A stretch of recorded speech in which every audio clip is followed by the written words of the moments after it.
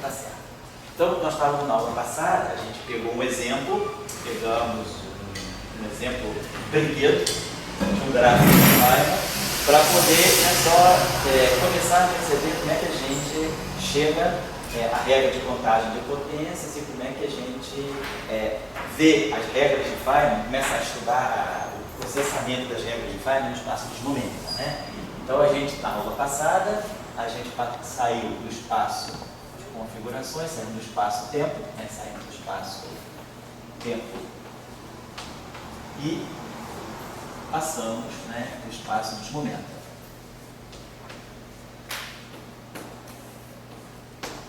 E aí a gente tinha visto que cada propagador, né, quer dizer, no espaço das configurações aqui, né, cada propagador que corresponde a uma linha interna do gráfico, cada propagador corresponde do gráfico a uma linha interna, ele carrega, né, propagador, uma linha interna, ele corresponde a uma integral, vamos dizer assim, no momento, assim, integral no momento, e alguma potência de momento. Quer dizer, o propagador é um momento elevado a uma certa potência. Então, se for o propagador bosônico, em geral é 1 sobre T2, propagador fermiônico é 1 sobre T. Assim vai. Cada vértice, nós tínhamos visto também, cada vértice traz, quer dizer, cada vértice que a gente chama de V, ele traz um delta no momento. Vou deixar aqui a dimensão, vou botar assim que a gente pode fazer, eu queria fazer uma análise hoje, até em D dimensões, para a gente pode colocar aqui. Eu estou supondo que eu estou trabalhando em D dimensões, quer dizer, essas regras são independentes, se eu estou em 4 dimensões ou não, e aqui eu teria uma função delta de momento. E nós tínhamos entendido também que no final, todo gráfico de Feynman, no final, ele fatora o delta, no final, ele tem um delta final de conservação de momento. Então, um delta é sempre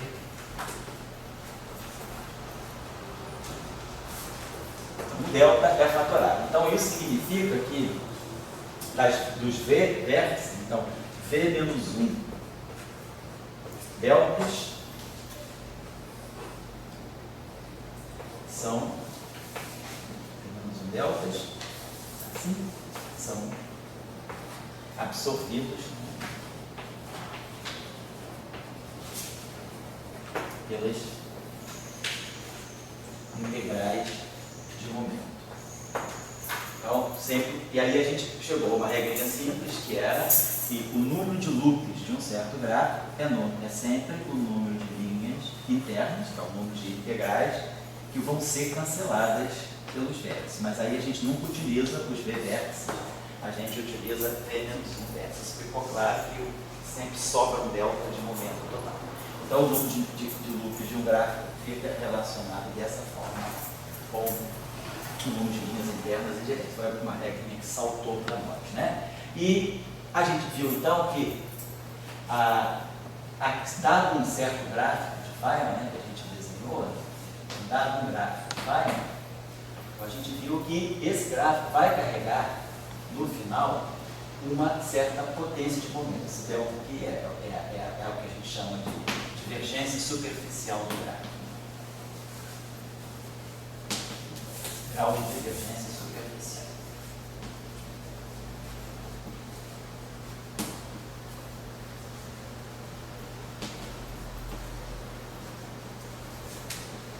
Então, ele conta a dimensão do gráfico, na verdade, esse delta, né, ele faz uma contagem, né, quer dizer, contagem da dimensão em momento.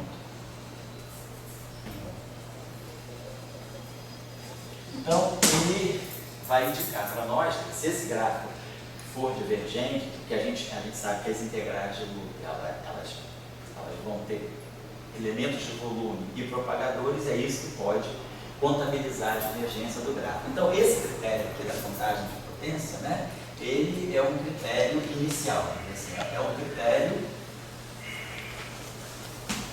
preliminar para a análise do caráter, né, do modelo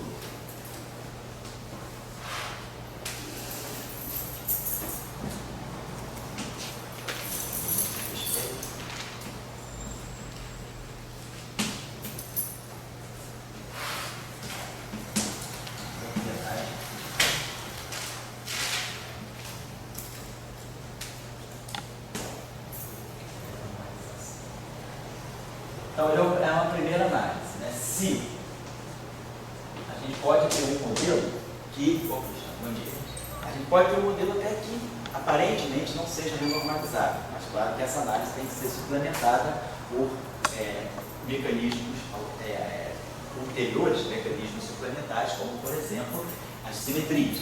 Ele não leva em conta as simetrias, que as simetrias elas entram no sentido de reduzir, podem reduzir as divergências. Então, quer dizer, não leva em conta. Por isso que eu digo que ele é um critério preliminar, não leva em conta as simetrias. Se pela contagem de potência uma teoria, um modelo apresenta características de normalizabilidade, sem levar em conta as simetrias vão contribuir para melhorar ainda a convergência. Então ele não leva em conta as simetrias, né, que podem contribuir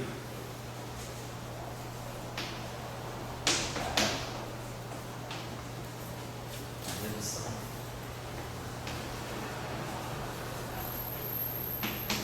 do grau de divergência.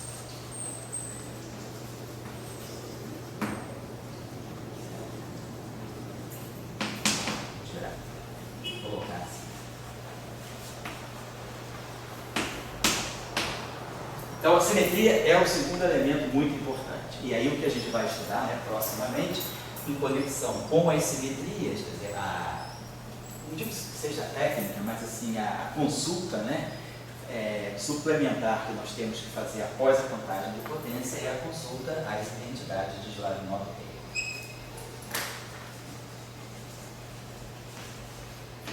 Elas que vão dar para nós quanto a simetria, quer dizer, essas identidades de Slavnov, elas são cruciais, né, para o processo de renormalização, e elas vão mostrar para nós que nós podemos ter as drásticas reduções de divergência por conta das simetrias. O que a gente sabe, né, das teorias de campo que são finitas no ultravioleta, que foram produzidas a partir do estudo da supersimetria, na década de 80, o papel da simetria foi fundamental para gerar teorias que seriam renormalizáveis normalmente, ou até não renormalizáveis, mas que com o advento da supersimetria elas se tornam renormalizáveis. Porque a supersimetria ou outras simetrias, como simetrias de Young-Mills, por exemplo, né, elas reduzem drasticamente. Então, uma teoria que é renormalizável, que tem infinitos, ela pode acabar sendo finita. Ou uma teoria que é não renormalizável, como é o caso da supergravitação, com o advento da supergravidade, a gente começou a ter modelos que apresentavam finitude até uma certa ordem em teoria de perturbação. Então, a simetria é um passo essencial. Esse passo da contagem de potência é apenas um passo inicial. É a primeira coisa que a gente extraiu do gráfico quando a gente fez, né, a nossa discussãozinha da aula passada de apresentação. Assim, um gráfico tirado do bolso, né, sem nenhum sentido de uma teoria. Um modelinho brinquedo que a gente elaborou. Então, eu queria continuar um pouco com isso.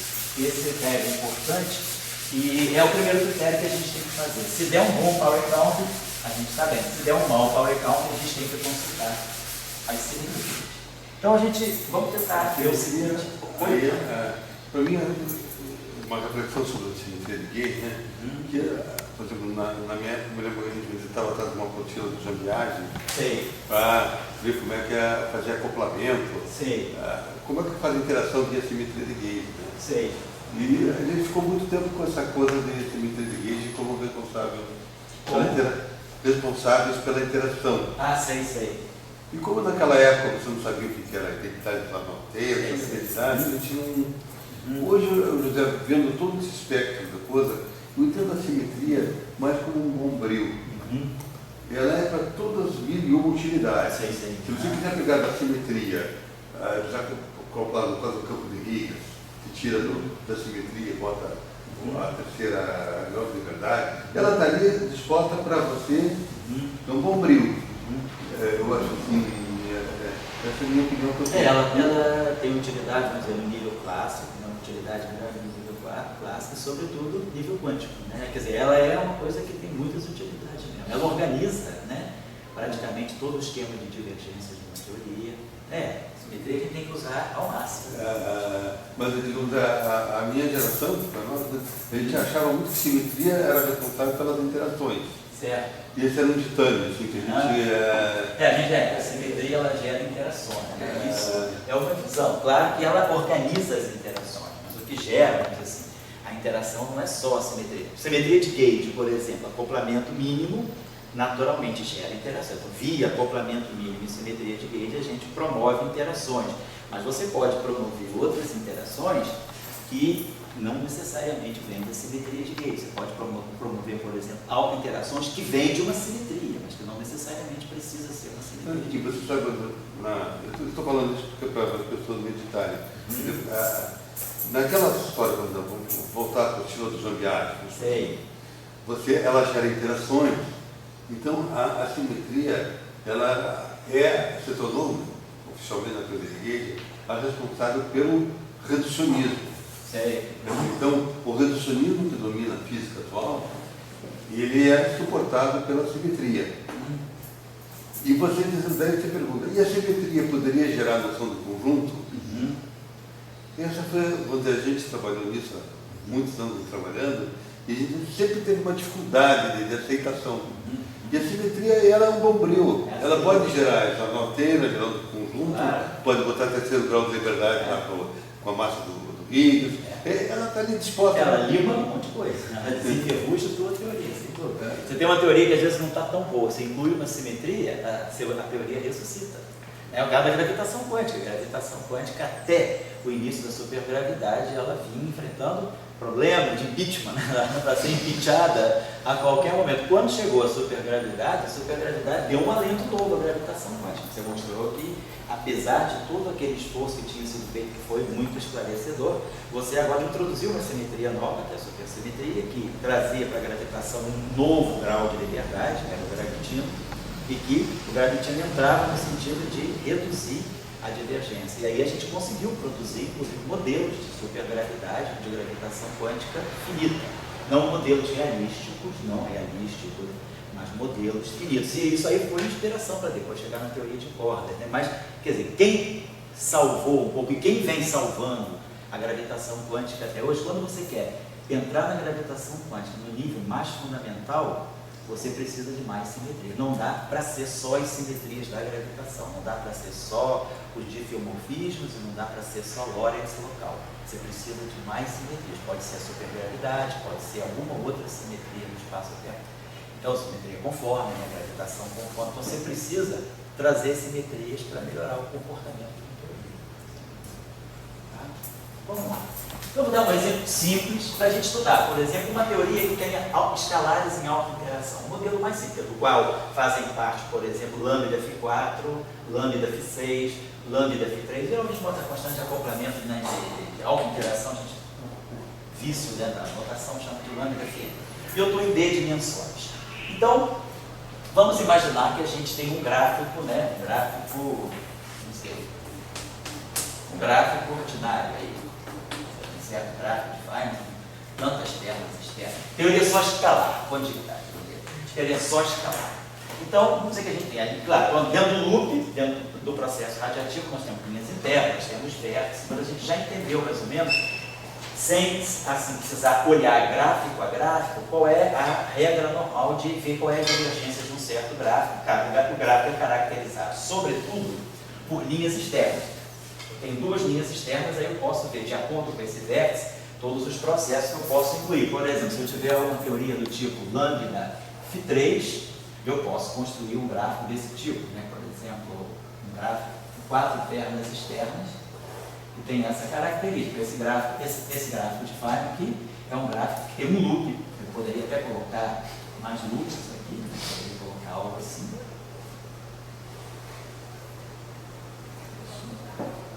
Poderia fazer um gráfico assim, se quisesse.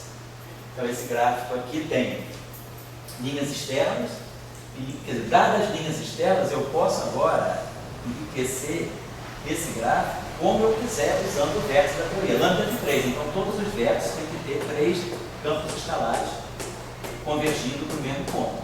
Então, por exemplo, um gráfico desse tipo já não seria compatível, porque esse gráfico aqui, ele teria uma interação φ4 aqui, uma interação φ4 aqui. Se eu tenho só uma interação φ3, então eu fixando o número de linhas externas, eu agora posso ter uma infinidade de gráficos, mais loop, um loop, 2 loops, 3 loops, 4 loops, né? Esse gráfico aqui tem o número de linhas internas dele, vamos começar a contar, é 1, 2, 3, 4, 5, 6, 7, 8, 9, 10, 11, 12, 13. Então ele tem 13 linhas internas. Quantos vértices ele tem? 1, 2, 3, 4, 5, 6, 7, 8, 9, 10. 10 vértices. Então 10 menos 1, 9. Então 13 menos 9, 4. Então ele tem 4 loops. 1 loop, 2 loops, 3 loops, 4 loops. Então, parece que eu posso agora fazer um outro gráfico, sempre com 4 linhas externas, né?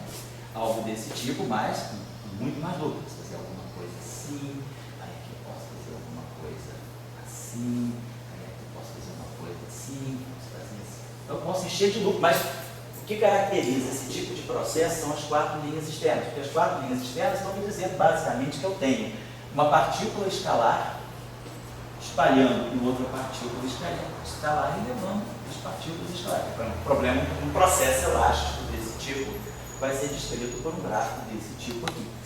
Então, a gente precisa ter uma regra eficiente para contar a divergência independentemente do gráfico, né? E aí foi o que a gente está tentando deduzir. Então, a gente chama de divergência, a nomenclatura padrão é divergência superficial do gráfico. E o melhor lugar que eu acho para ler isso, sobre divergências superficiais, o texto é um pouquinho pesado, um pouquinho assim duro, né? É o estilo russo, mas é o livro do Bogolyubov-Tchirkov. Eu acho que esse capítulo de discussão de divergências primitivas, né, que a gente chama de divergências primitivas e contagem de potência, o livro do Bogolyubov-Tchirkov é o melhor para isso. Eu já dei a referência para vocês. Então, nós vamos ver o seguinte. Supondo que o propagador é o propagador usual das teorias escalares. Supondo que a minha interação, eu suponho que o campo escalar seja um campo escalar canônico, propagadores do tipo dφ. Depois eu vou dar um exemplo que o Gustavo ontem discutiu um pouco comigo, que é, por exemplo, a gente suplementa derivadas mais altas também. Vamos pegar a teoria escalar normal. O campo escalar independente da dimensão, se o lagrangiano dele é derivada de φ, o gráfico vai com 1 sobre K2. Então a gente sabe que eu estou em D dimensões, então cada linha interna do gráfico, ela tem uma integral de momento. A gente vê que a linha interna é um propagador. Um propagador, que a gente chama de dx menos y. Esse propagador, ele tem uma sua representação de Fourier. Então, cada linha interna, devido à representação de Fourier, vai aparecer uma integral de momento. A gente coloca esse fator. E o propagador, nesse caso, digamos, seria um propagador 1 sobre P2. Suponhamos que a gente esteja trabalhando com a formulação canônica do campo escalar. dφ. Então, cada linha interna vai trazer uma potência, né, de D menos 2 no espaço dos momentos. Depois, cada vértice, nós já aprendemos, cada vértice ele carrega um delta de momento. Então, delta de momento em D dimensões, ele vai ter dimensão em momento menos D. Então, isso basicamente é tudo que a gente precisa, é o que a gente tem do que diz respeito às integrais de momento, da onde saem as divergências. A gente já entendeu, né, que as divergências que a gente vê no espaço das configurações, elas saem daquelas funções de Bessel na vizinhança do cone de luz, das funções delta de Dirac do cone de luz, mas do ponto de vista da integral de Feynman, elas saem basicamente, né, das potências, da integração do espaço dos momentos. Não está considerando uma segurança?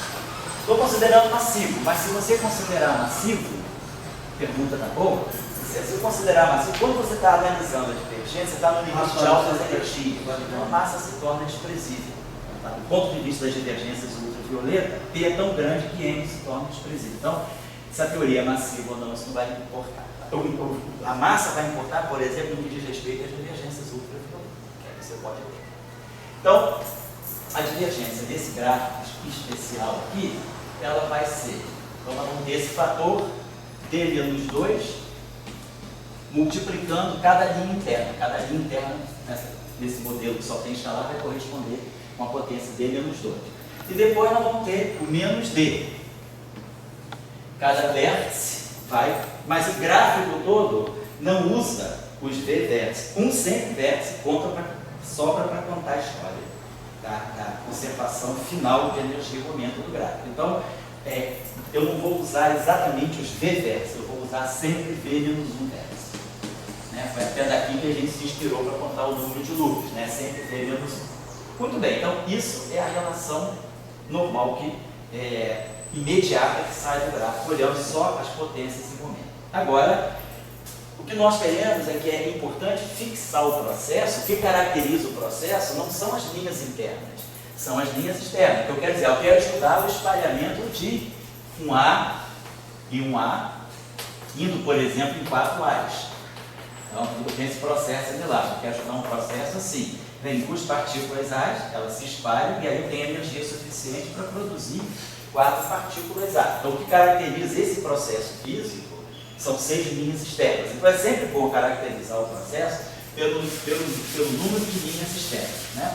Quem também já fez o curso do Tião, do verão do ano passado, do verão desse ano, lembra que ele trabalhou lá com as funções de Green, os geradores funcionais, e ele relacionava essas funções de Green pela expressão chamada LSZ, pelo teorema do LSZ, você relaciona as funções de Green com os processos físicos, os elementos da matriz S. Então, o que caracteriza um processo físico, seja um decaimento, seja um espalhamento elástico ou inelástico, é a configuração de linhas externas, que são que partículas vão em que partícula, ou que partícula decai em que partículas. O Higgs que decai em 2 fótons, o Higgs que decai em Z-star, o elétron em pósito que vão quark antiquark, coisas assim. Então, é sempre o número de linhas externas que a gente tem que trazer para poder caracterizar a divergência do gráfico em função do processo. Porque assim como está, é tudo interno, é tudo vértice, que é propagador, e vértice, que é delta, e linha interna. Eu não tenho nenhuma referência aí, por exemplo, ao tipo de processo que eu estou estudando, porque eu não tenho referência às linhas externas.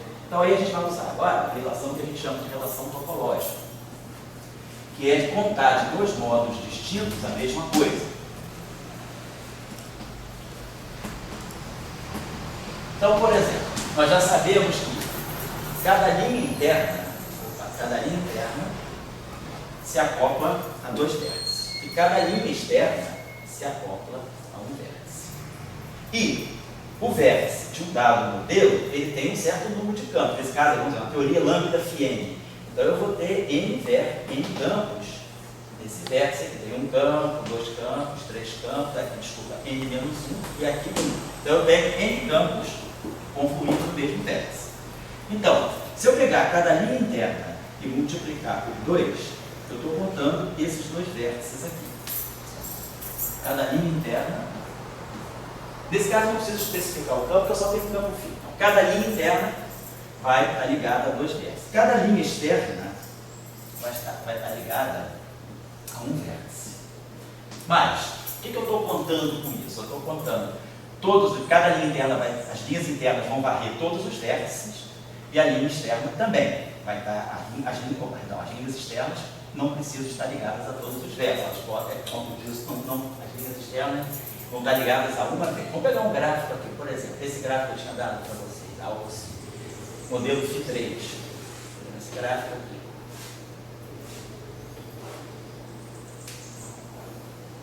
Então, quando a gente está vendo, cada linha interna, estou vendo teoria lambda Φ3, né? Então, cada linha interna está contando esses 2 vértices, essa linha interna está contando esses mesmos dois vértices. Essa linha interna está contando esse vértice mais esse vértice. Então, cada linha interna se agarra a 2 vértices e cada linha externa se agarra a um vértice. O que eu estou contando com isso? Eu estou contando o número total de campos φ que chegam em todos os vértices, sejam por linhas externas que por linhas internas. Do lado esquerdo, eu estou contando 2i mais e, está me contando o número total de linhas φ que aparecem ligadas aos vértices. Mas eu tenho, né, cada vértice meu tem n campos. Então, se eu pegar o número de vértices que eu tenho, e cada vértice eu multiplicar por n, porque é o número de campos que eu tenho em cada vértice, eu vou estar contando a mesma coisa pelo número de vértices. Eu vou estar contando o número total de linhas daquele campo, nesse caso o campo φ, que comparecem nos vértices. Aqui eu conto o número de linha total pelas linhas internas e pelas linhas externas, levando em conta apenas que cada linha interna conta 2 vértices, cada linha externa um vértice. Do lado direito, eu estou contando a mesma coisa. Por exemplo, nesse gráfico aqui, quantas linhas internas eu tenho? Internas. Essa, 1, 2, 3, 4, 5, 6, 7. 7 linhas internas. 7 vezes 2, 14. E estou contando teoria, esse caso aqui é um modelo especial do ano de 3. Quantas linhas externas eu tenho? 4. 18. Quantos vértices eu tenho? 1, 2, 3, 4, 5, 6. 6 vezes 3, 18. Então eu contei o número de linhas φ acedendo a todos os vértices do lado direito. O número de φ vezes o número de vértices. Do lado esquerdo eu estou contando a mesma coisa, só que eu estou contabilizando os vértices pelas linhas internas e pelas linhas externas. Então, essa relação é a relação topológica que vai me permitir, ela é independente do gráfico, e ela vai me permitir trazer para essa relação a expressão das linhas externas, que é o que vai caracterizar um certo processo. Professor, Oi? o modelo do φ3 aí que você está usando, Sim. mas aí, não está φ4. Tá.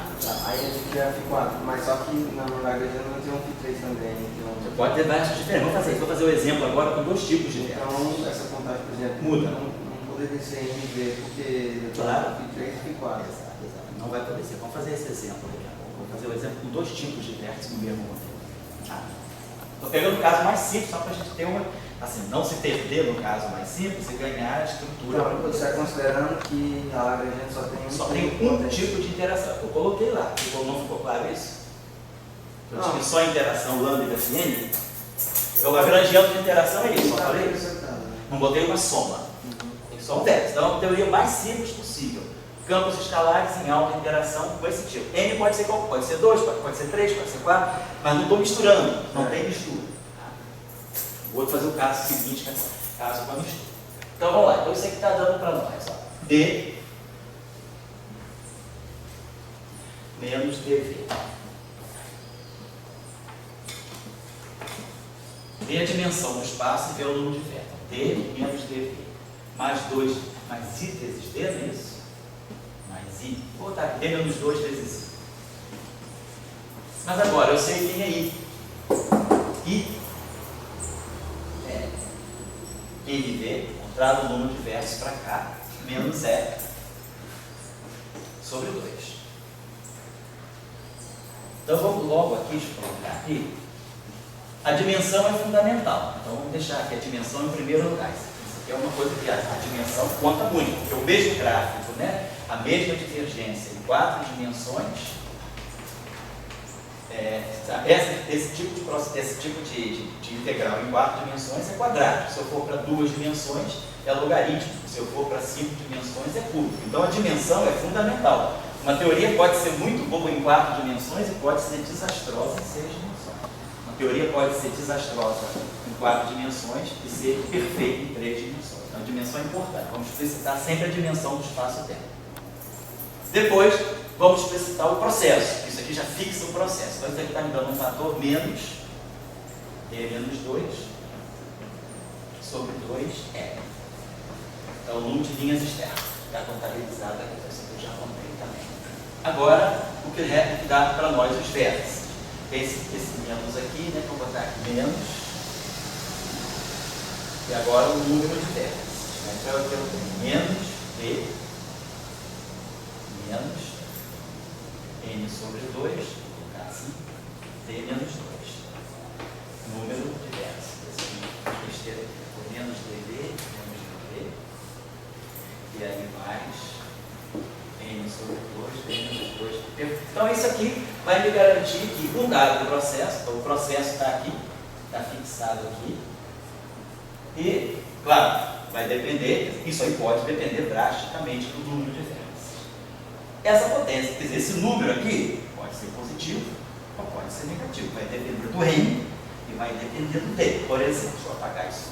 Se nós pegarmos uma teoria, vamos dizer que eu estivesse estudando a teoria Lambda-Phi6, é uma teoria muito interessante em 3 dimensões. Vou pegar a teoria Lambda-Phi6 e eu tiver em 4 dimensões, D igual a 4, então isso aqui vai ficar 4 menos 6 por 2, 3.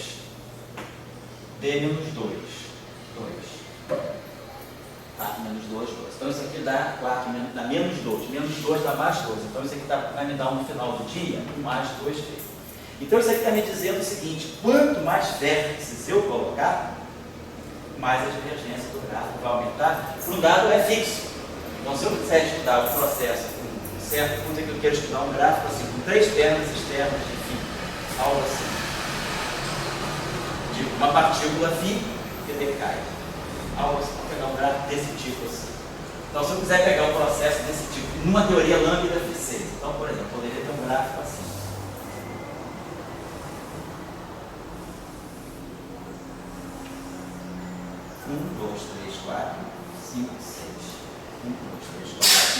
Esse gráfico aqui, por exemplo, é um gráfico com 4 linhas externas de φ e 3 loops na interação Lambda-Phi6. Então, esse gráfico aqui tem um vértice, então ele tem 4 linhas, né? Ele tem um vértice, 2 vértices. Então ele tem 4 linhas fixas, tem 2 vértices. Então, isso vai dar um grau de divergência. Se eu agora colocar o mesmo gráfico, aumentar o número de loops, 1, 2, 3, 4. Esse gráfico aqui, ok. 1, 2, 3, 4. 1, 2, 3, 4.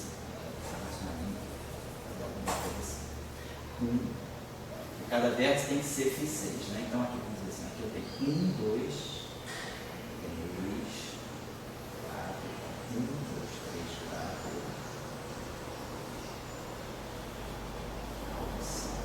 1, 2, 3, 4, 5, 6. 1, 2, 3, 4, 5, 6. 1, 2, 3, 4, 5. Então, construir esse gráfico agora, que é um gráfico que tem pelo capítulo segundo. Ou seja, o gráfico de 6, aumentei o número de loops, mas aumentei o número de vértices também.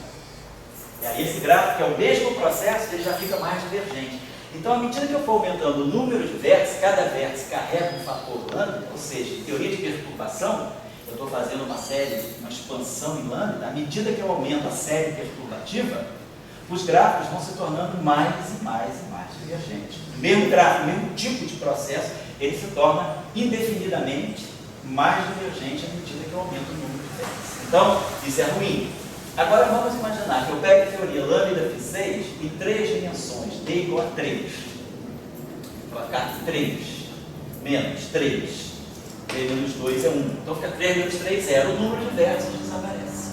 Então, independentemente da ordem perturbativa para a qual eu vou, independentemente da potência de lambda, ou independentemente do número de loops e do número de vértices, o grau dessa divergência vai ser sempre o mesmo. Vai ser 3 menos 3 menos 2 sobre 2 vezes o número de linhas externas. 3 menos 2 então vai ficar 3 menos meio de R. Então, os gráficos com muitas linhas externas já vão ser convergentes e, por exemplo, um gráfico com 2 linhas externas, ele é divergente, mas um gráfico com 3 linhas externas já é convergente. Então, a teoria ela é muito boa nesse sentido, isso aqui ela é renormalizável. Ela independe do número, qualquer ordem que eu vou, aquela divergência é a mesma. Se eu for, por exemplo, estudar um gráfico com 2 linhas externas, a divergência é linear, 3 menos 1, 2, a divergência é quadrática. Dá 2 linhas externas, um gráfico assim. Qualquer coisa pode estar rolando aqui dentro. Independentemente do número de loops, essa divergência é 2. Então, eu posso aumentar o número de vértices, eu vou para botar 1000 vértices, eu estou numa ordem perturbativa muito alta. A divergência, ela não sente isso. Então, isso é o que caracteriza uma teoria renormalizável. Independentemente do número de vértices, a divergência é a mesma, mas ela persiste a todas as ordens, ela não para, o gráfico nunca fica convergente, ele continua divergente, mas sempre daquele jeito. Então isso caracterizaria uma teoria renormalizada. Então com esse exemplo aqui, a gente já mostrou o seguinte, que teoria lambda Φ6, se eu pegar uma interação do tipo lambda Φ6, ela é renormalizável em 3 dimensões. Então a lambda Φ6 é renormalizável em 3D. Se eu pegar a teoria lambda Φ4, só lambda Φ4, o potencial de Higgs. Higgs, aonde é que vai ser renormalizado? 4 menos Φ4, 4 por 2, 2. Então, 0. Então a teoria lambda Φ4, ela é renormalizável em 4 dimensões, que é onde a gente tem o potencial de Higgs. Se eu pegar agora a teoria lambda Φ4 em 3 dimensões... Professor, Oi. No caso do lambda Φ4, ela é renormalizável, mas, por exemplo, se eu tiver um gráfico com um número de linhas externas... Vou botar aqui, 4 dimensões, então vou botar aqui, para ficar bem claro. 4, 2, 4 menos 0. Acabou aqui. Então, qualquer gráfico com uma linha externa, 2 linhas externas, 3 linhas externas e 4 linhas externas, todos eles são infinitos. Mas a partir disso já começa a ficar convergente. Exatamente. Então você tem uma classe finita de gráficos. Tá. Mas de qualquer forma, num gráfico até 4 linhas externas, você sempre tem divergência e ela persiste em todas as ordens. Todas as vezes, exatamente. Isso caracteriza uma teoria renormalizada. Porque aí a gente vai ver essas divergências vão corresponder, esses tipos de gráficos externos vão corresponder a processos, né? E esses processos, depois mais na frente, quando for colocar em prática uma renormalizabilidade, eles vão ter que corresponder a contratermos do lagrangiano. Mas aí isso que você falou é verdade. Então, eu tenho divergências sim, para uma perna, uma linha externa, 2 linhas externas, 3 linhas externas, 4 linhas externas. 5 linhas para cima eu já tenho convergência. Agora, essas 4 categorias de gráfico, 1, 2, 3, 4, essas 4 categorias, elas são perenemente divergentes. Aumenta a ordem perturbativa à vontade, a divergência é sempre dentro da categoria. Tá?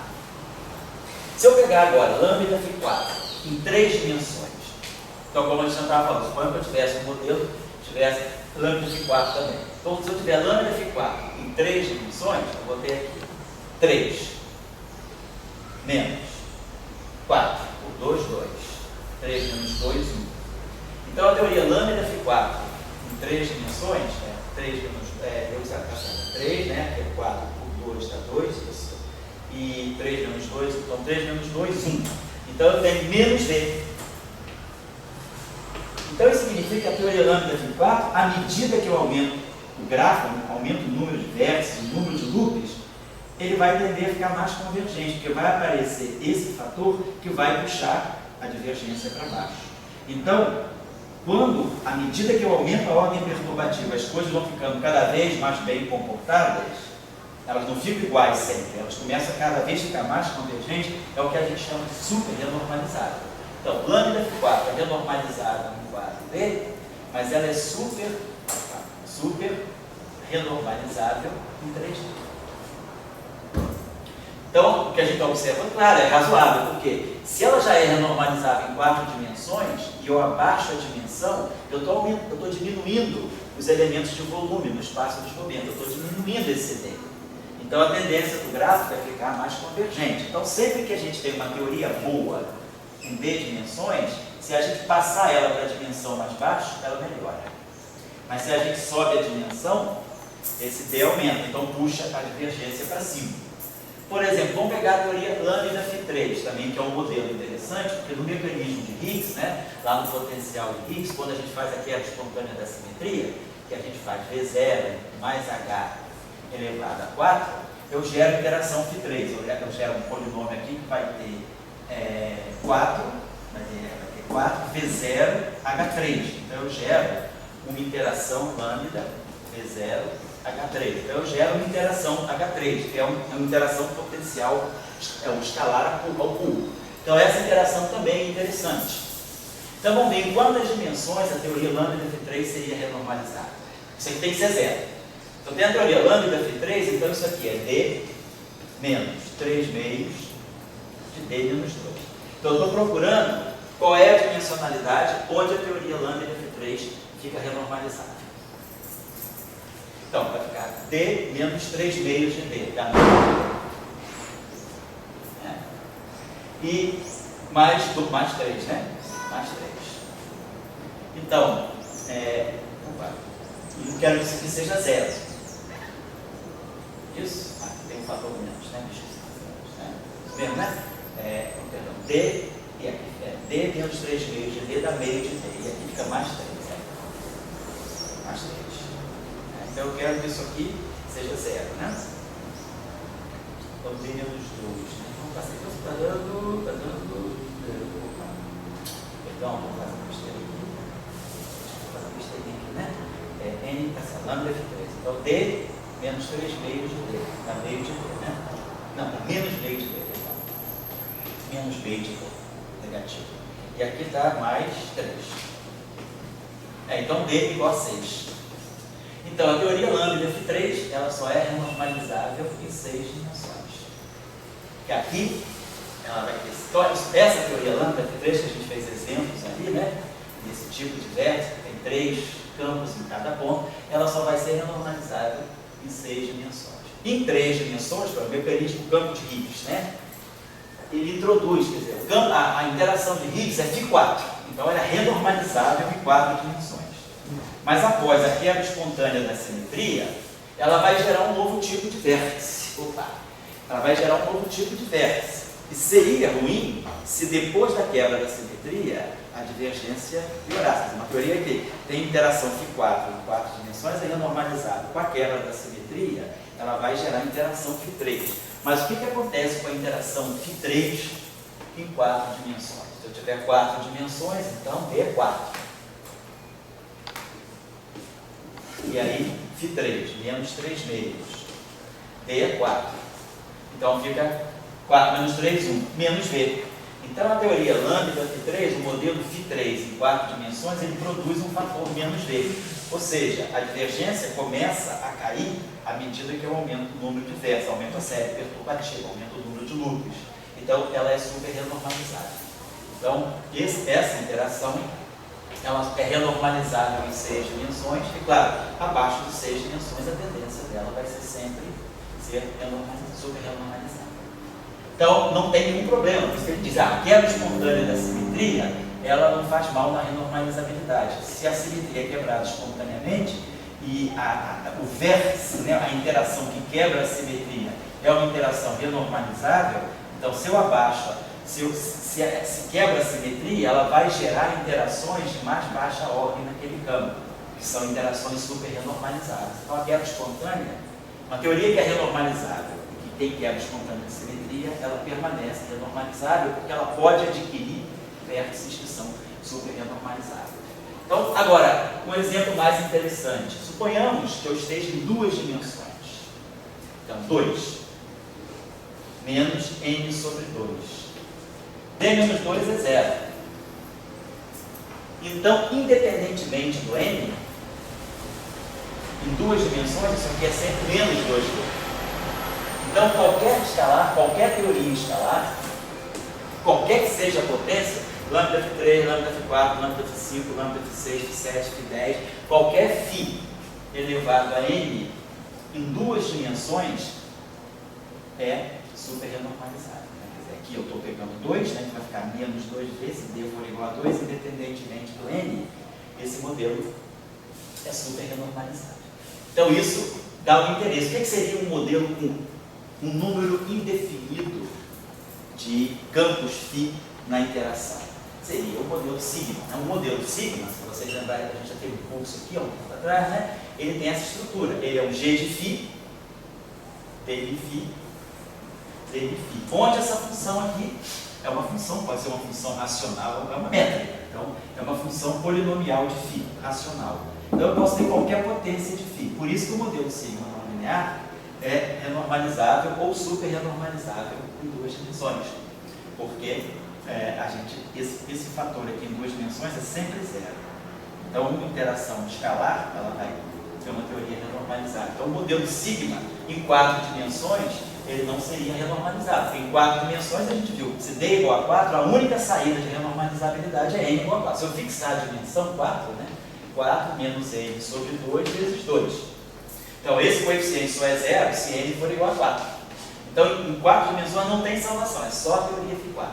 Se eu vou para 3 dimensões, a gente viu que o n é 6. Então, por exemplo, se nós estudarmos teorias escalares, né, tipo modelo de Higgs para supercondutividade planar, a gente, além da interação lambda Φ4, tem que introduzir a interação Φ6. Porque essa interação é normalizável. É a interação mais alta que eu tenho renormalizável em 3 dimensões. Tá bom?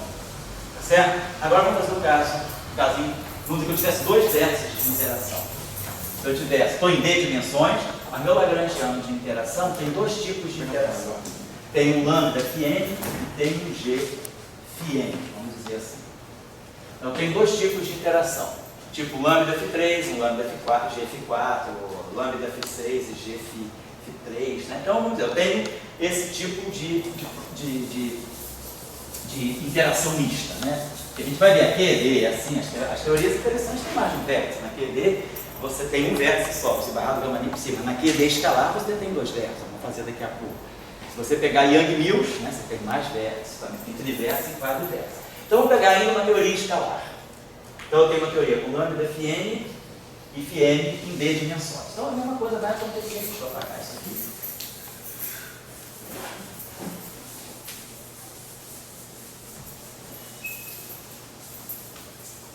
O modelo lambda Φ6 em 3 dimensões, lambda Φ6 em 3 dimensões, o modelo lambda Φ3 em 6 dimensões que a gente viu, né? Lambda Φ3 é renormalizável em 6 dimensões. Esse modelo aqui é bastante estudado em mecânica estatística. Tem uma série de resultados que usam esse modelo Φ3 em 6 dimensões. E o modelo Φ6 também em 3 dimensões é bastante estudado. Para nós, claro, da nossa área, Φ4 em 4 dimensões é muito estudado por causa do mecanismo de Higgs e modelos sigma não lineares em 2 dimensões também são muito estudados porque eles são as teorias de Yang-Mills genuínas em 2 dimensões. Em 2 dimensões, quem substitui as teorias de Yang-Mills são os modelos sigma não lineares, eles são renormalizáveis. Então, a mesma coisa aqui permanece. Se eu tiver os escalares, continuam sendo governados, né, por derivadas segundas, derivadas, tipo Klein-Gordon. Então, isso aqui não muda. Então, eu vou ter, cada linha interna vai ter o fator D menos 2. Menos D, V menos 1. Então, isso aqui não muda. Agora, o que vai mudar são as relações topológicas, que eu tenho 2 vértices. Então, cada linha interna multiplicada por 2 vai contar por 2 vértices. Cada linha externa conta por 1 vértice. Beleza. Então, desse lado esquerdo, eu estou contando o número total de linhas φ que esse gráfico tem. Do lado direito, nós vamos contar a mesma coisa, só que usando os vértices. Então, a gente vê o seguinte. Cada vértice, vamos chamar esse vértice aqui N. Agora, eu tenho 2 categorias de vértice. Eu tenho o vértice com N campos. Cada vértice com N campos vai contar N vezes. E cada vértice com N campos, a outra categoria de vértice, vai contar N vezes. Então, vamos pegar um exemplo assim, característico. Vamos dizer que eu tivesse um modelo tipo Higgs, né? G, H3 mais lambda H4. Depois da quebra espontânea da simetria, o mecanismo de Higgs gera interação Φ3, né? Interação escalar terceira. Então vamos pegar esse exemplo. Vou pegar um gráfico maluquinho. Vamos dizer que eu pego um gráfico com 4 linhas externas de H. Vou pegar um gráfico assim, pegar essa linha, eu pego assim, isso aqui, e para cá. Aí vamos botar aqui, eu faço isso. Vamos fazer esse gráfico assim. Vamos começar a mexer. Vamos dizer que eu tenho um gráfico com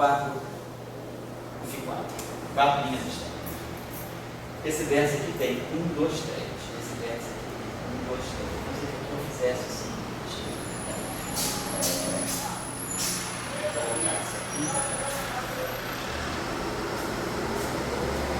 1, 2, 3, 4, 1, 2, 3. Então, esses vértices aqui eu estou usando lambda, nesse gráfico aqui, ele vai ter lambda 4, G4, e lambda ao quadrado. Tem 4 vértices cúbicos e 2 vértices cúbicos, até que eu possa fazer uma outra coisinha a mais, eu faço isso aqui assim.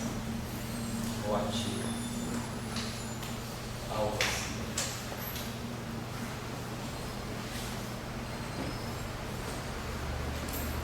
1, 2, 3, 4, 1, 2, 3, 4. Então tá. Então eu tenho uma mistura de vértices φ3 com vértices φ4, no âmbito da H4. 1, 2, 3, 4. Então aqui vai me dar. Então vamos dizer que eu pegasse o gráfico desse tipo. Então o gráfico tem 1, 2, 3, 4, 5 grupos. Né? Então eu pegasse esse gráfico, que é uma ordem perturbativa mais alta. Vou ver o número de linhas internas dele. Então, tem uma. Estou pegando esse exemplo para poder ilustrar isso aqui. Então, 1, 2, 3, 4, 5, 6, 7, 8, 9, 10, 11, 12. Vamos emplear 1, 2, 3, 4, 5, 6, 7, 8, 9, 10, 11, 12. São 12 linhas internas. 12 vezes 2, 24. Quantas linhas externas? 4. Beleza. Então deu 28. Estou contando então 28 campos escalares afluindo a todos os vértices. Vamos contar agora pelos números de vértices.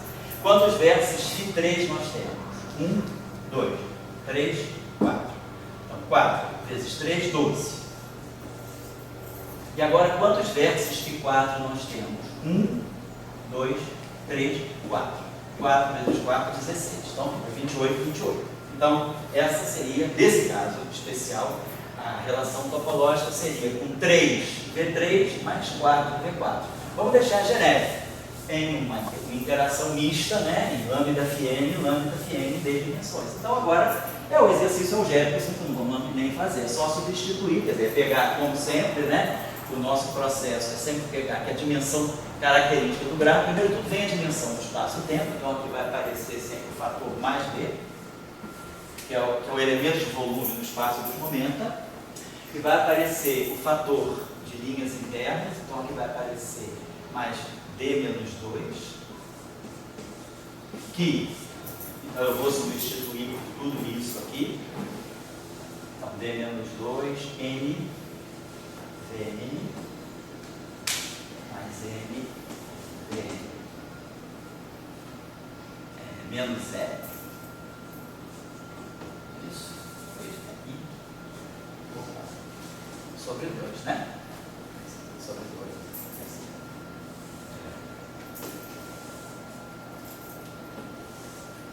Então, é só substituir esse I aqui, né? NVN mais NVN, menos E. Tudo isso sobre 2.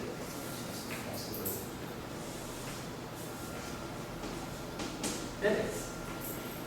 Isso é esse termo aqui. C menos 2, né? E aí tem um termo que é menos VV.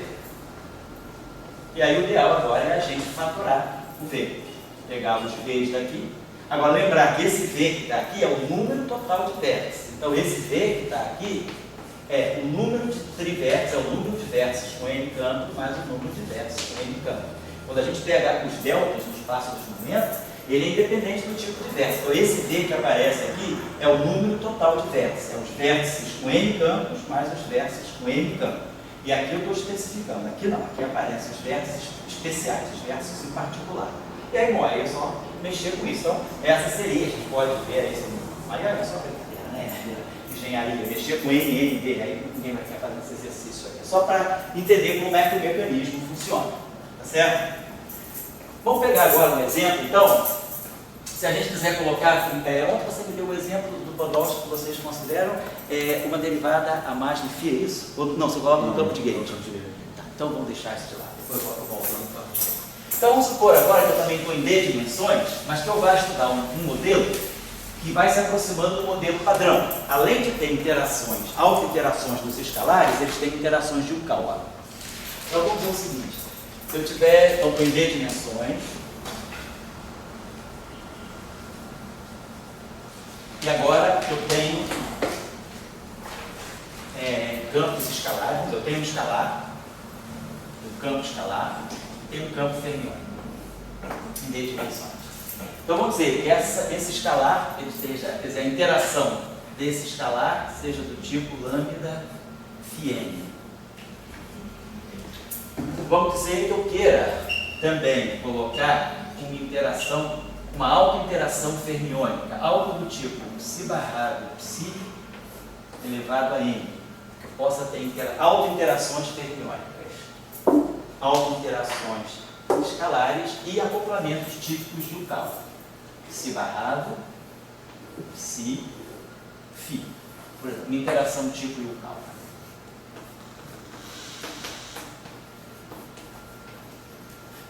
A constante de acoplamento aqui foi lambda, aqui a gente vai colocar uma constante de acoplamento G, vamos colocar uma constante de acoplamento Y. Então você vai ver que é uma teoria mista desse modo. Vértices escalares, vértices fermiônicos e campos escalares, campos fermiônicos. Interações, auto-interações escalares, auto-interações fermiônicas e auto-interações tipo Yukawa. Aqui, essas interações fermiônicas, não precisa ser necessariamente psi barrado psi. O que eu estou contando, o que é importante é o número de psis. Por exemplo, eu poderia ter uma interação assim, ó, psi barrado, gama mi psi, psi barrado, gama mi psi. Seria uma interação psi 4. Quer dizer, essa interação está nessa categoria. Não importa as matrizes que você coloque aqui, se tem gama 5, se não tem. O que é importante para nós é contabilizar o número de campos fermiônicos que podem auto-interagir. Então, esse N aqui, se N for 2, isso aqui é uma interação psi 4. É isso aqui. Se esse N for 3, é uma interação psi 6. Poderia ter uma interação psi barrado gama mi psi, psi barrado gama mi psi, isso psi barrado psi.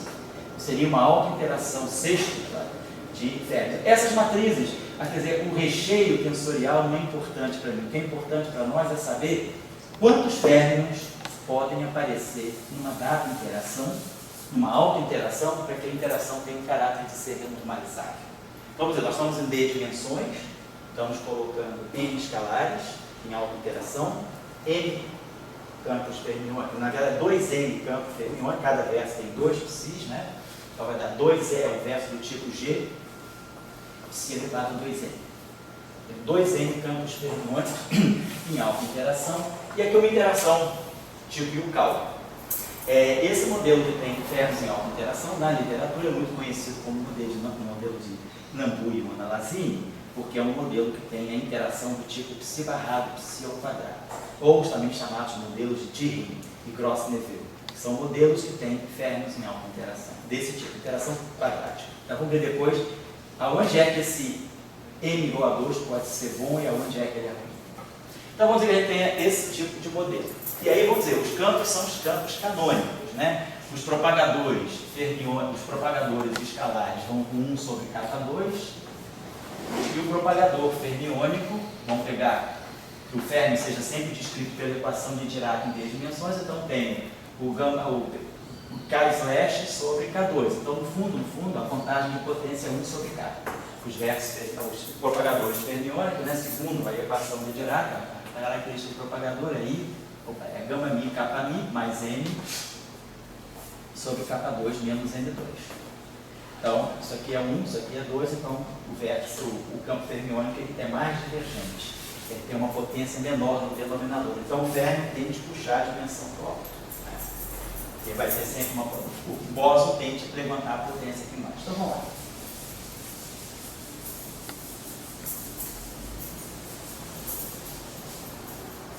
Vamos lá. Então, nós estamos em D dimensões. Então, cada linha, agora a gente precisa distinguir, vamos chamar aqui linhas internas escalares, linhas internas fermiônicas. Vértices escalares, vértices fermiônicos e vértices, vamos chamar aqui, de Yukawa. Então, nós temos 3 categorias de vértices. Claro que o número total de vértices desse gráfico vai ser o número total de vértices φ, mais o número total de vértices com psi, mais o número total de vértices de Yukawa. Então, nós temos 3 categorias de vértices. Tá legal? Então, vamos lá. Então, cada propagador bosônico é uma linha interna. Então, vai ter um ddk sobre K2. Vamos produzir um fator D menos 2.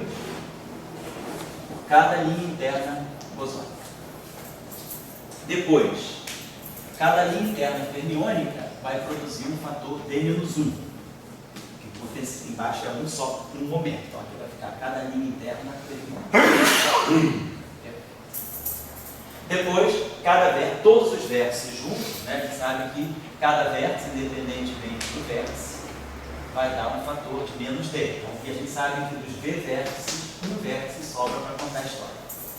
Então a gente tem essa regra normal. Então isso aí está contando cegamente a divergência superficial desse gráfico, né? Então, na verdade, eu estou somando, cada vértice tem um D, eu estou somando todos os vértices, né? Então no final sobra um.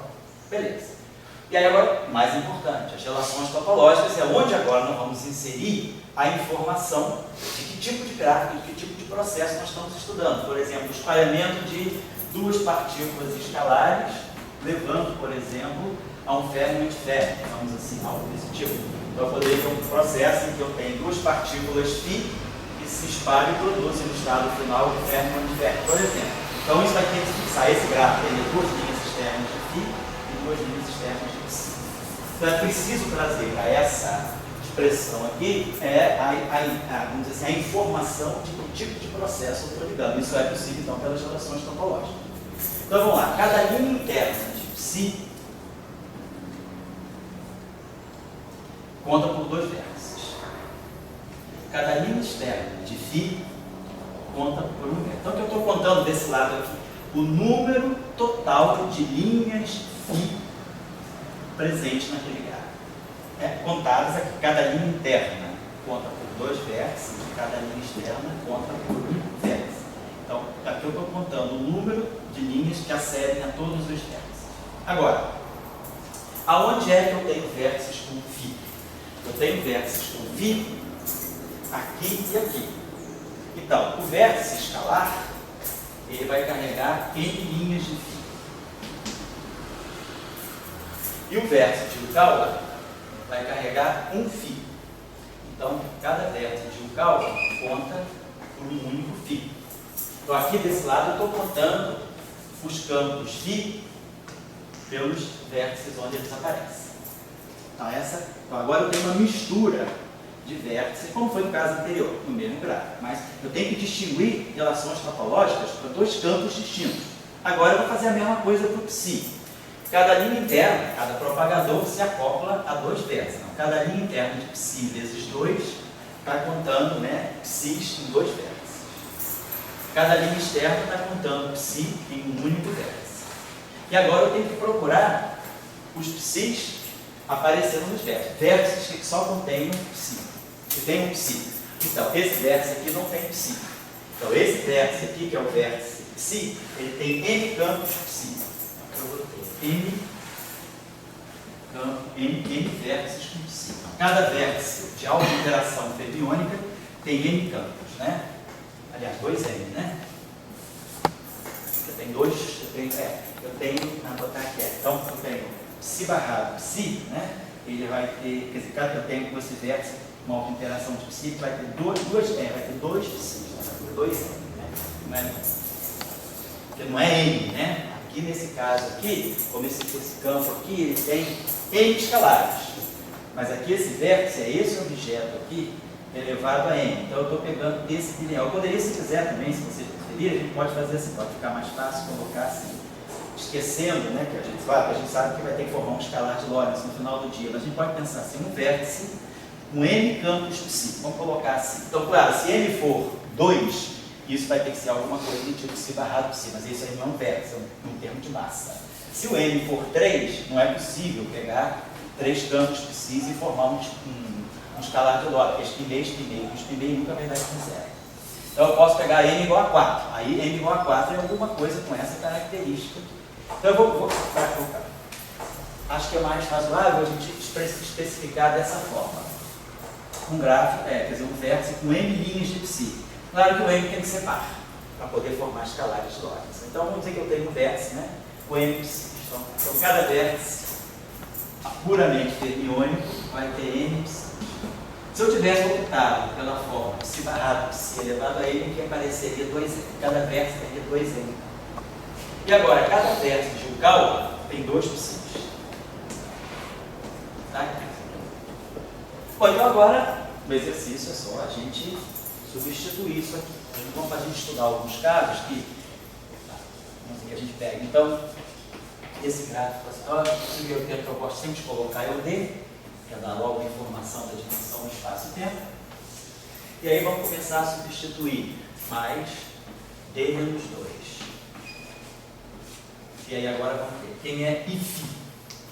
Vamos substituir aqui, então vai ficar N versus φ mais versus Gil-Cal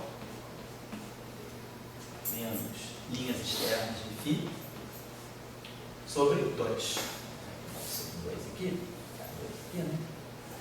Mais aqui. Isso aqui. Vamos substituir aqui esse cara. Fica D menos 2 sobre 2, N mais N menos S. Depois aqui mais D menos 1, também sobre 2, né? D menos 1 sobre 2. Vai ter isso aqui, substituir isso aqui, então vai ficar N vértices por si, mais 2 vezes os vértices do Cal, menos X.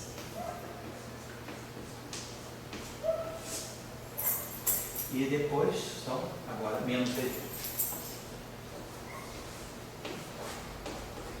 Certo? Bom, espero que não tenha errado o cálculo. Não estou interessado em gerar uma fórmula. Não aplicar a fórmula não, Alexandre. Já queria só estudar alguns casos especiais aí para a gente ver o que posso dizer a respeito de interação puramente feminina, por exemplo. Vamos pegar, então, vamos pegar essa, vamos expressar esse gráfico, vamos expressar essa, vamos deixar isso aqui, vamos expressar essa equação aqui, assim. Vamos juntar tudo que é vértice, né? Vamos botar aqui, ó, D, linhas externas de φ, mais D menos 2, menos D menos 2 sobre 2. Linhas externas de φ. Já vai caracterizar o processo. Quantas linhas externas de φ eu quero ser usado? Nós estamos usando. Vamos pegar os termos de psi. Mais D menos 1 sobre 2, menos D menos 1 sobre 2 linhas de psi. Agora vamos começar a jogar com os vértices, né? Esse vértice aqui é a soma de todos os vértices. Então vamos fatorar Vφ, Vψ e Vi. Então a gente vai ter na frente do Vφ, qual vai ser o fator? Vφ vai ter aqui D menos 2 vezes N sobre menos 2 sobre 2 vezes N. Certo? Então esse aqui é o Vφ. Aí eu tenho, aqui eu não tenho Vφ, né? Não, eu tenho esse de calma. Então tá certo. Então vai ter só esse fator D menos 2 sobre 2, D menos 2 sobre 2 vezes N. Vai ter mais um Vφ do lado do último V. Ah, perfeito. Estou esquecendo desse. Perfeito. Obrigado. Porque aqui eu tenho que subtrair. Isso aqui é menos D Vφ menos D Vψ menos D Vγ. Aqui é a soma total de D. Obrigado. Então a gente vai ter mais D menos 2 vezes N menos D. E aí, o número de vértices. Isso aqui já vai dizer para a gente, né, aonde que esses vértices podem ser interessantes. Depois, os vértices com psi. Então, vértice com psi. Nós temos esse aqui. Não, vértice com psi. Só tem uma vez aqui e uma vez aqui. Então, vai ficar mais D menos 1 sobre 2, né?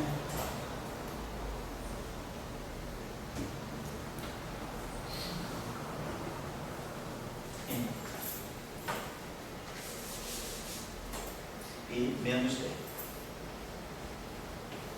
Isso aqui vértices do tipo psi, auto-interação psi. E finalmente, os vértices de um cálculo. Subir.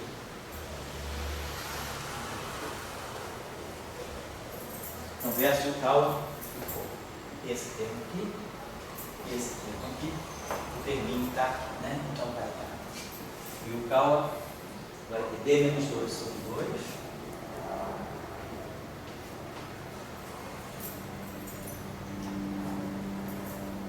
Depois o Kawa está aqui, D menos 1 sobre 2, então vai ficar mais D menos 1.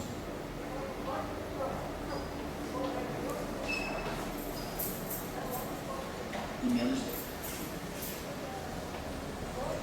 Então veio o Kawa. Então esse D aqui cancela com esse D. Tá? D menos D, menos 1, vai ficar um menos 1zinho. D menos 2. Menos 1. Então tá aqui. Opa, então tá aqui. Então essa seria a nossa. Só para a gente, por exemplo, vamos imaginar que eu esteja em D dimensões e não tenha nenhum vértice, tenha só vértices de si. Vamos pegar caso particular. Quero estudar uma teoria tipo Nambu e Ona-Lazini, o modelo de, que a gente chama modelo de Gross-Neveu, o modelo de Tipping. É uma interação do tipo psi-barrado, psi. Gross-Neveu, Nambu e Ona-Lazini é isso aqui, gama Mi, gama 5 psi, psi-barrado, gama Mi, gama 5 psi. Nambu e Ona-Lazini é esse modelo aqui. Tipping é esse modelo aqui e Gross-Neveu é esse modelo com simetria de gauge, algo do tipo psi-barrado, um gerador GA psi, psi-barrado, um gerador GA. É como se eu tivesse experimentando numa representação n-dimensional de um certo grupo de simetria. Então, esse é o modelo que a gente chama de, geralmente, de modelo de Gross-Neveu, que é Fermi, mas essas são sempre interações do tipo Φ4, Psi4. Quatro Fermi, alta interação de 4 férmions, tipo aquelas interações de Fermi, das interações fracas, né? 4 férmions no mesmo ponto. Então, esse aqui é Gross-Neveu, esse aqui é o Tipping e esse aqui é o Nambu e Ona-Lazini. Então, vamos estudar essa interação em particular. Vamos esquecer as outras interações para ver o que a gente pode dizer sobre essa interação. Então, suponhamos que eu esteja em D dimensões, não tenho linhas externas de Φ, mas tenho linhas internas de Psi. Estou pegando um caso particularíssimo. Então, estou pegando essa interação Psi-M, né? Psi-M, né? Em D dimensões.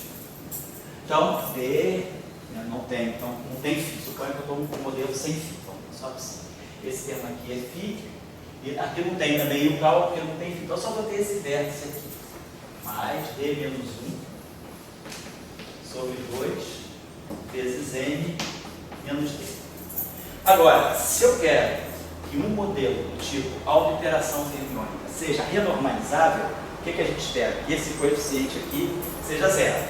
A divergência nem cresce nem decresce com o número de vértices, ela se permanece a mesma. Então, eu quero tirar a dependência em V.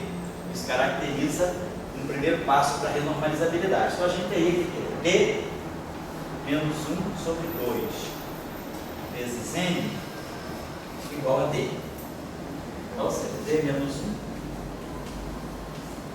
vezes M igual a 2D. Então, vamos pegar o caso mínimo. D igual a 4, N igual a 4. 4 férmions no mesmo ponto. Então, isso aqui daria 4D menos 4. Isso aqui daria 2D. Então, dá 4D, 2D igual a 4. D igual a 2. Então, se eu tiver uma interação do tipo Psi elevado a M, eu só vou ter Psi elevado a M é 4, quarta potência. Algo do tipo Psi barrado Psi ao quadrado, qualquer interação do tipo Nambu e Ona-Lazini, Tipping ou Gross-Neveu, são interações do tipo Psi barrado Psi ao quadrado, não importa o que eu coloque aqui, mas a estrutura é 4 férmions convergindo para o mesmo ponto, né? Interação tipo férmion. Então, essa interação só vai ser renormalizada em 2 dimensões, que é quando a gente faz esse gráfico, esse coeficiente ficar zero. Se eu tiver em 4 dimensões, 4 menos 1, 3 meios. Então, eu vou ter 3 meios e N igual a 4, menos 3, menos 4, perdão. Então, vou ficar 6 menos 4, vai dar 2 vezes, vai ficar mais 2 vezes 5. Então, a interação de Fermi, né, ela é altamente não renormalizável em 4 dimensões, porque ela está subindo muito o número de o grau de divergência.